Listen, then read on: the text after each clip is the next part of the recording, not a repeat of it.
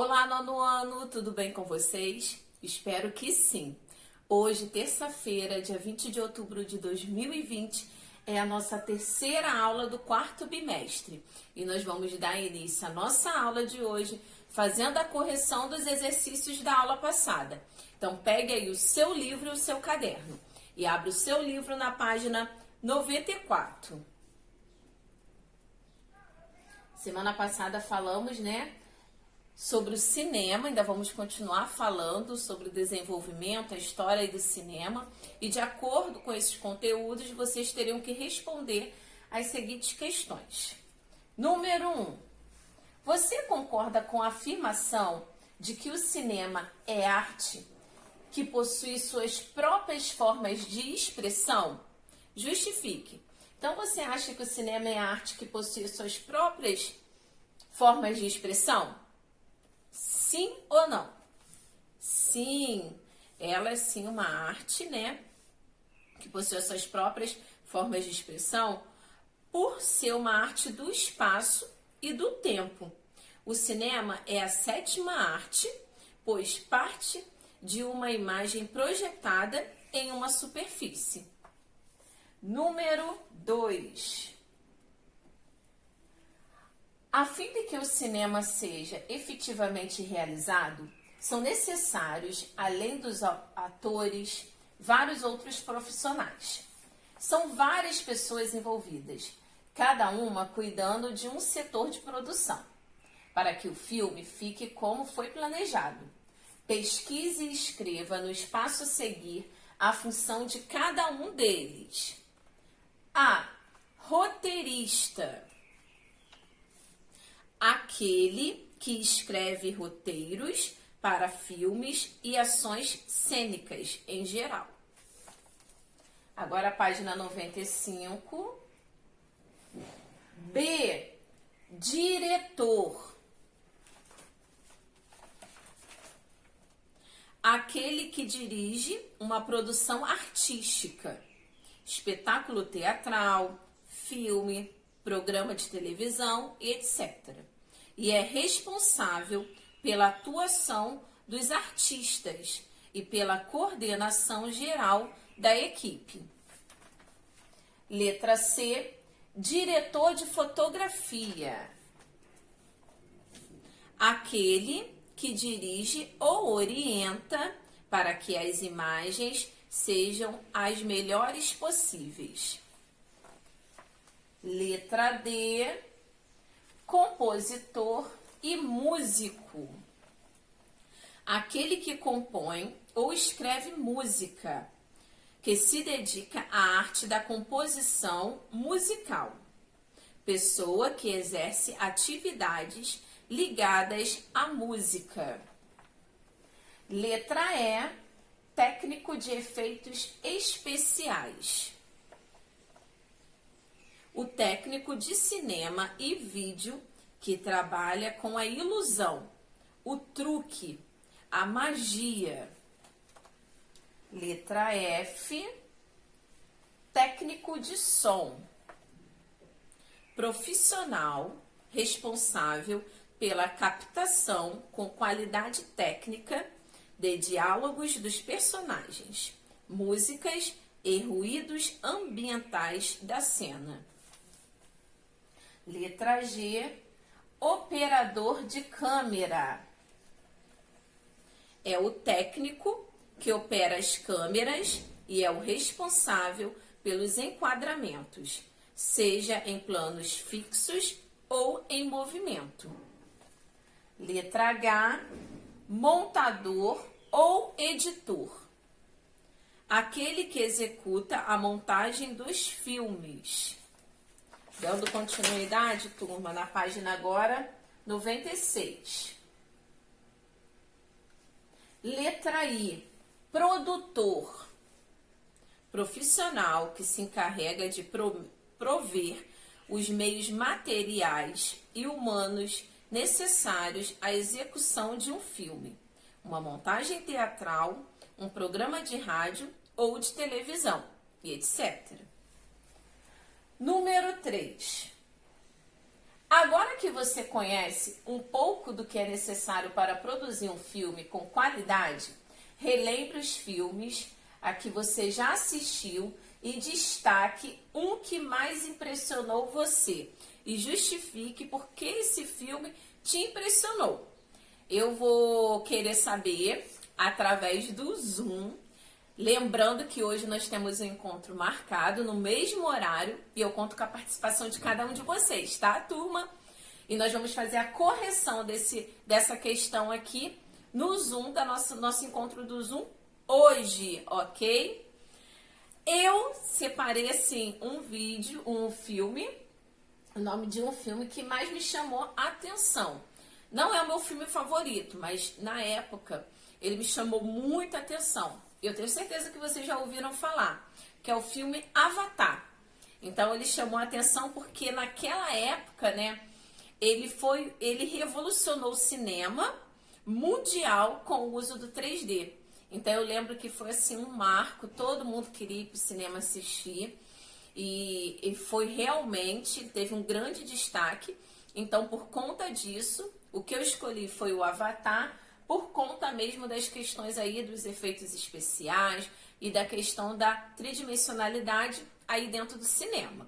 E o seu filme? Qual foi o filme que você destacou? Eu vou querer saber, hein? E por que você destacou esse filme? Porque o que nele te chamou a atenção? Agora que nós encerramos a correção dos exercícios da aula passada, nós vamos dar início aos conteúdos da aula de hoje. Então, pegue aí o seu caderno e anote aí os conteúdos da nossa aula de hoje. Hoje nós vamos falar sobre o zootrópio e o Brasil também faz história no mundo do cinema. Vamos falar aí do cinema brasileiro. Esses conteúdos estão aí no livro de vocês, da página 97 até a página 99. Então, abra seu livro aí na página 97. Só que, turma, ó, na aula passada, nós já estudamos essa parte aqui da página 97. Nós vamos dar continuidade aqui, ó. Aqui embaixo, ok? Então, vamos lá. Dando continuidade, página 97.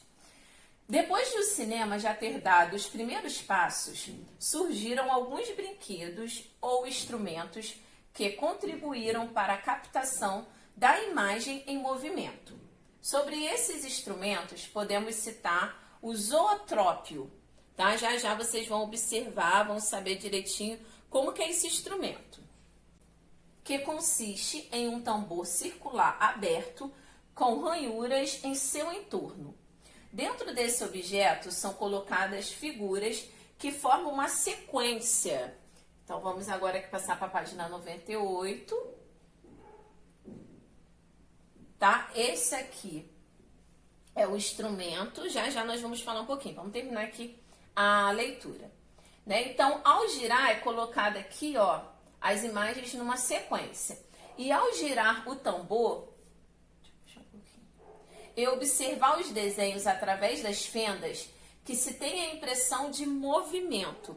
Então, foi um instrumento na qual ele tinha o objetivo de fazer com que as imagens ficassem em movimento. Já já vocês vão assistir um vídeo na qual vocês vão conseguir observar direitinho como que é o resultado, né, das imagens em movimento. Este aparelho serve para animar apenas ações curtas, ok, turma? Por conta da quantidade de desenhos que você consegue colocar aqui dentro. Então, apenas ações curtas. Este dispositivo foi inventado por William George em 1833 e se tornou muito popular na época, pois foi um dos primeiros a criar a ilusão de movimento e dividir o espetáculo por vários observadores. O zootrópio, que outros inventos similares que a animação como hoje a conhecemos, começou a tomar forma. Então aqui foi o início da animação no cinema.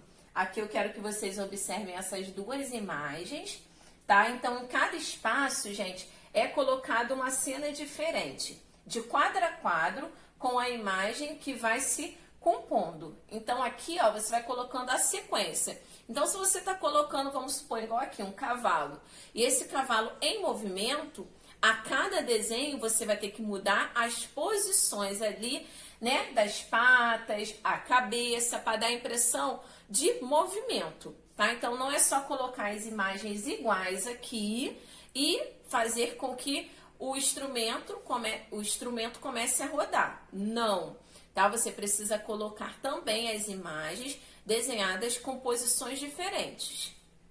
Aqui você consegue ver, tá? Um legal é fazer com boneco palito. Então você faz ali a posição dos braços, como se estivesse subindo, fica legal. Eu tenho certeza que vocês já fizeram em algum momento. Agora, devido às aberturas e à velocidade do zootrópio, as imagens aparentam estar em movimento. Agora eu vou pular aqui, já já nós vamos voltar aqui, mas eu quero que vocês observem aqui embaixo mais duas imagens. Olha aqui, ó, que vocês conseguem observar melhor, né? Então os desenhos não são iguais. E aqui também, ó. Então por conta dessas aberturas e do movimento, consegue dar a impressão. Olha, esse é uma pessoa, né? E o objetivo aqui é dar a sequência de uma pessoa correndo. Então, observem aqui os desenhos. Não são iguais, tá? Não esqueçam desse detalhe. E agora aqui embaixo, deixa eu posicionar aqui direitinho, é uma releitura do zootrópio. E vocês irão aprender como fazer. Então, agora na sequência, nós vamos assistir 2 vídeos, tá? Eu coloquei aqui o link. O primeiro link nós vamos assistir o zootrópio em movimento e o segundo link nós vamos assistir aí, né? Vocês irão aprender, na verdade, a fazer essa releitura aqui do zootrópio, ok? Então agora nós vamos assistir juntos.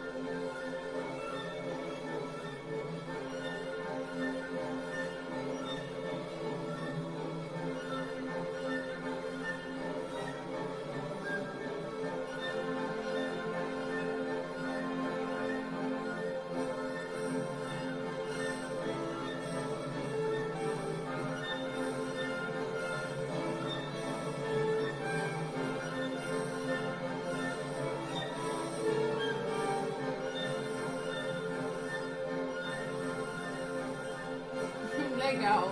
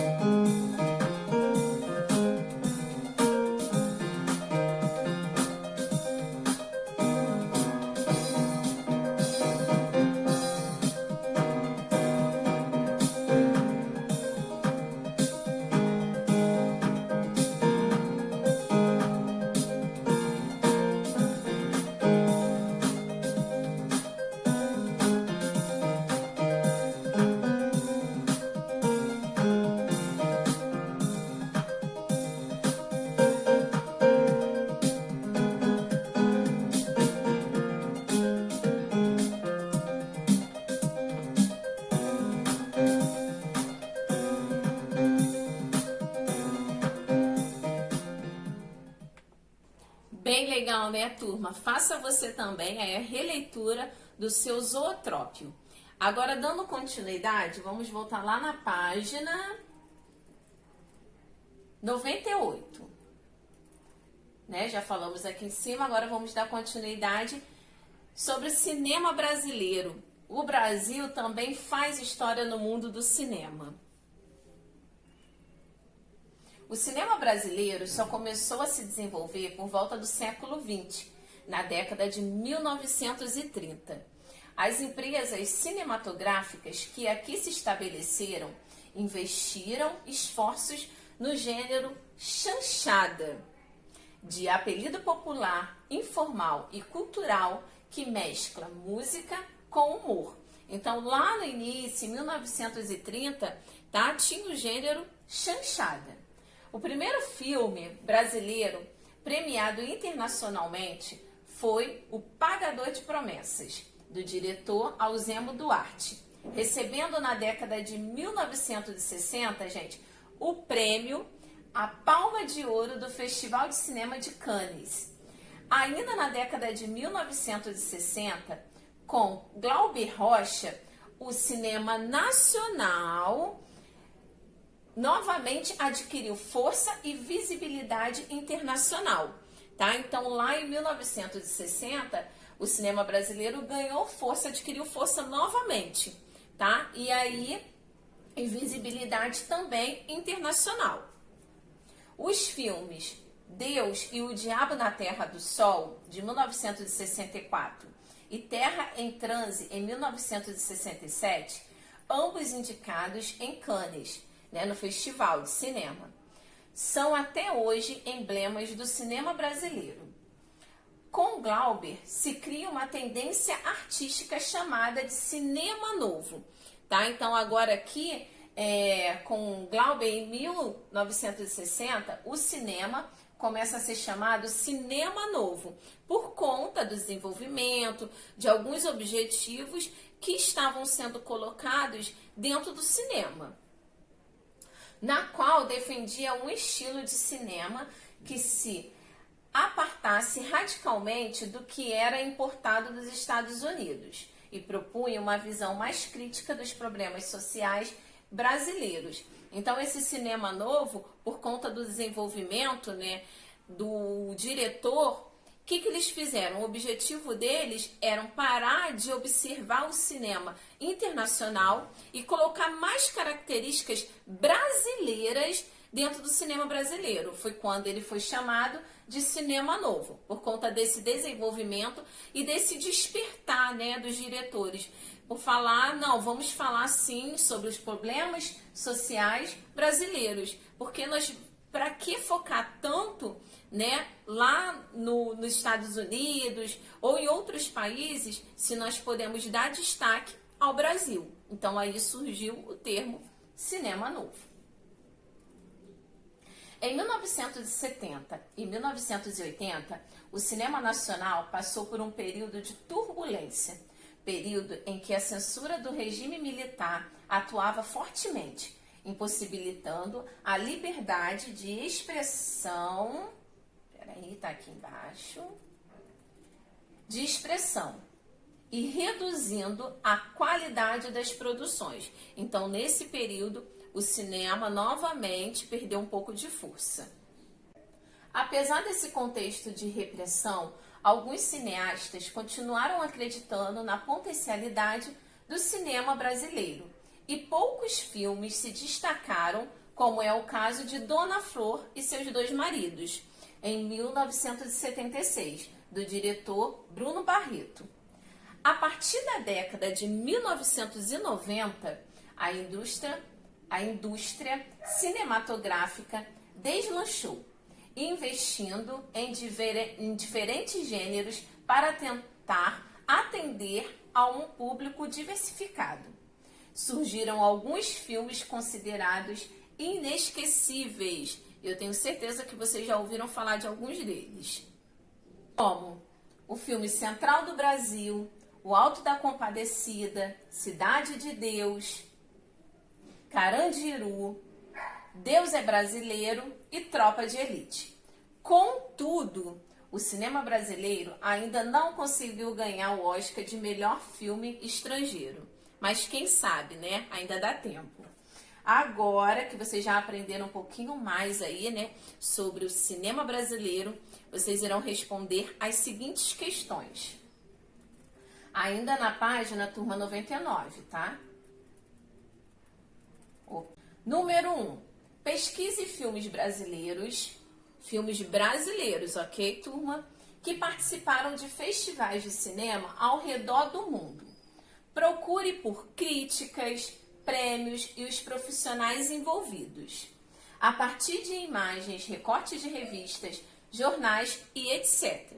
E depois que você selecionar todo esse conteúdo, vocês irão fazer uma colagem em seu caderno. Isso mesmo, tá? Então, essa pesquisa vai ser uma colagem feita aí no caderno de vocês a respeito de filmes brasileiros, tá? Que participaram de festivais de cinema aí ao redor do mundo. Caprichem na colagem, faça uma composição bem legal. E essa questão aqui, esse exercício, vocês irão apresentar no nosso próximo encontro do Zoom. Não é o encontro de hoje não, ok? Cada aluno vai mostrar aí o resultado da sua colagem. Caprichem. Dando continuidade. Quem não tem condições de ir ao cinema, assiste à televisão. Essa afirmação aqui, de acordo com essa frase, essa afirmação, vocês irão responder as seguintes questões no caderno. Você concorda com essa frase? Sim ou não? Se sim, justifique. Se não, também quero que você justifique. No caderno, aqui no livro não tem espaço. Você acha que a TV substitui o cinema? Sim ou não? Querer saber, hein? Os dois veículos de comunicação possuem a mesma linguagem? Vocês acham que possuem a mesma linguagem? Então, depois que vocês responderem essas questões, nós iremos nessa atividade, eu vou adaptar, que seria feita em sala de aula e em grupo. Você individualmente irá fazer uma pesquisa, também no caderno, tá escrevendo no caderno, sobre TV e cinema. Tá? Então, você vai pesquisar sobre as características da TV e características do cinema. E depois eu vou querer saber no nosso próximo encontro do Zoom, o que vocês acham que existe? Será que existe diferenças entre essas duas linguagens? Eu vou querer saber. E também vou querer saber a resposta aqui de vocês relacionada a essa frase. Ok, turma? Então, turma, por hoje é só. Faça todos os exercícios com muita atenção, muito capricho e muita dedicação. Ok? Uma terça-feira abençoada. Fiquem com Deus. Tchau, tchau.